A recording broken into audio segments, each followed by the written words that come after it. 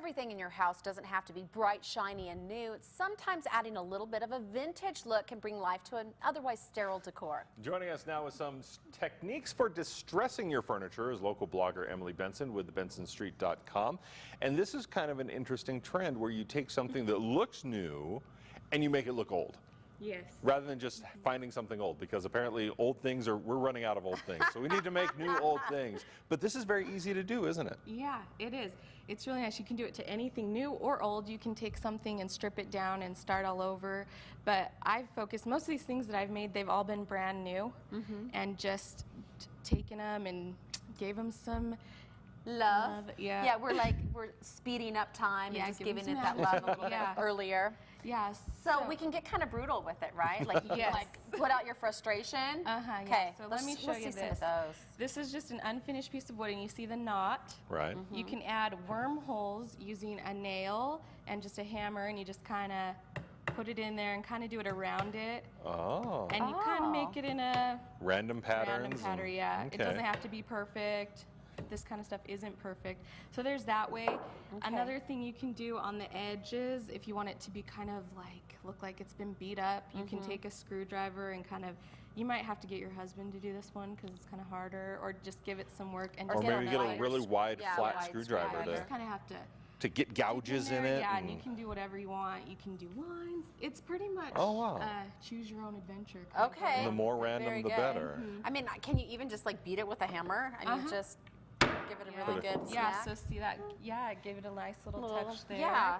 That's what you want, little grooves like what we say when our kids do that, it's like, you're not supposed to do that. Here we're saying adding character. That's right.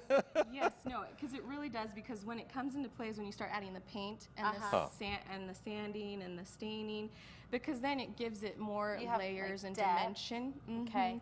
So what you can do, like this, I just spray painted it blue. And what you want to do after you've done all your distressing before you paint, then you're going to go back and do more after, and you're going to sand, and you can sand the edges, and you can do as much or as little of this as you want. Okay. So you can get really into it. Yeah, if you use a power sander, you can even kind of give it a rounded kind of look. Power sander, you just drill right through it. That's right. On one side, Yeah, so you can just, and you can do it on the front if you want it to have kind of more of a look there. Okay. And then what I did with this crate is kind of what I'm showing you on this frame.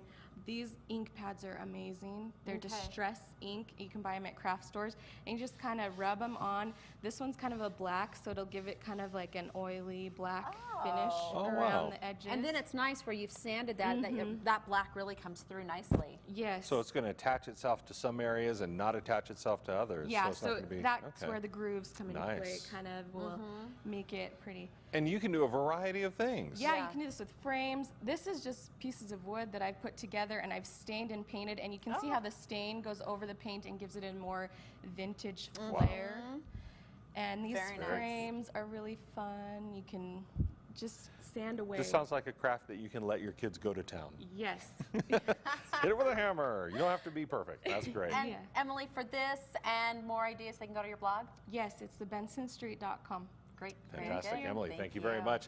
Coming up next, Pocatello Women's Health Clinic will join us with advice on when it's time to call the doctor.